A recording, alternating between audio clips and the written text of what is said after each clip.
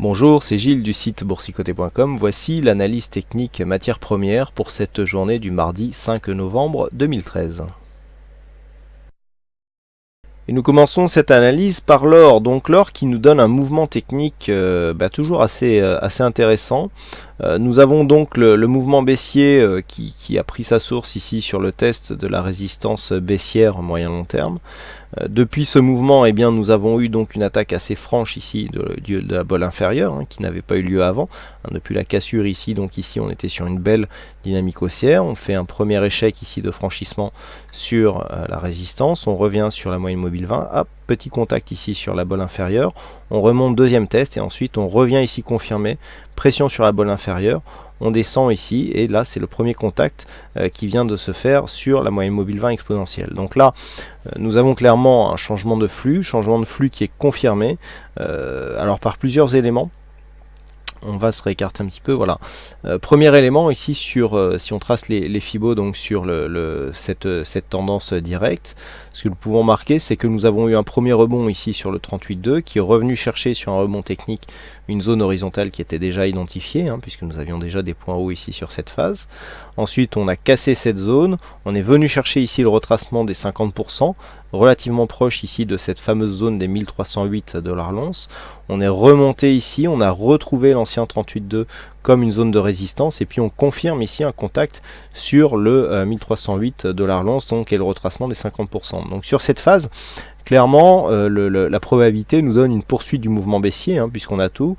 On a phase d'accélération à la baisse, rebond technique et retour ici sur la zone de support. Donc sur une cassure de ce support, prochain objectif sera le retracement des 61,8 et sur le retracement, sur une cassure, donc si une cassure des 61,8 intervenait, à savoir une cassure à la baisse des 1294 $ l'once, eh bien nous aurions un objectif à terme qui se situerait ici à 1251,8 pour un retracement total de cette phase de hausse. Donc ce qui nous placerait dans une phase de continuité moyen-long terme, puisque d'un point de vue moyen-long terme, on est toujours baissier sur l'or depuis maintenant quelques semaines, si ce n'est quelques mois.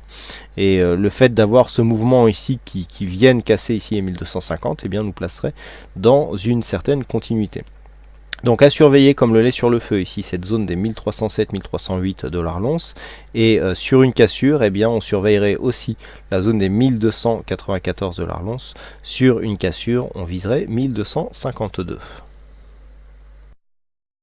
Sur le WTI, eh bien nous avons un signal de continuité de mouvement baissier. Donc suite à la sortie ici de cette première zone de range, on était venu chercher un point bas, rebond technique ici qui nous avait permis de tracer un objectif sur cassure du précédent point bas sur une extension de Fibonacci. Donc nous avions constaté hier le retour sur cette zone ici de retracement. On avait cassé ici la zone des 94-96, on n'est pas repassé dessus.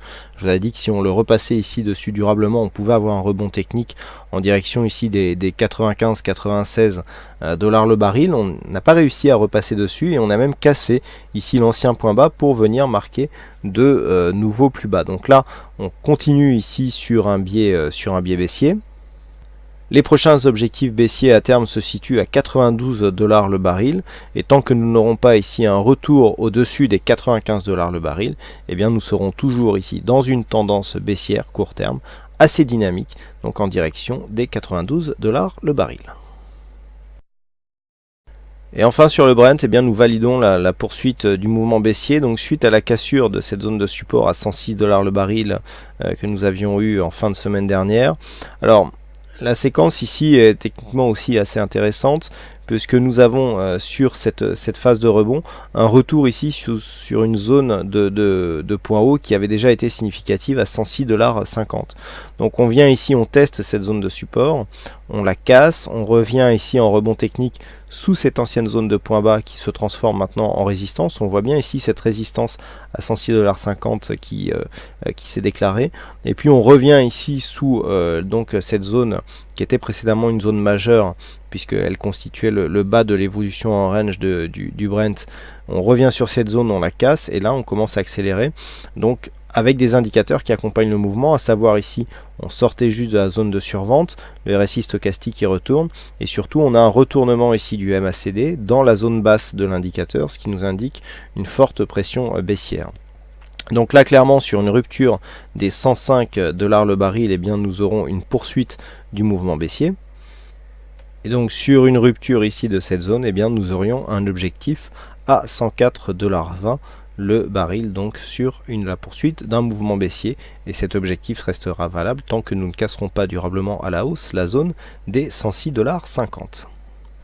Voilà ce que nous pouvons dire sur l'analyse technique de ces principales matières premières. Il ne me reste plus qu'à vous souhaiter à toutes et à tous une bonne soirée, bonne chance dans tout votre aide, et on se donne rendez-vous dès demain pour d'autres analyses techniques en vidéo. Bonsoir à tous.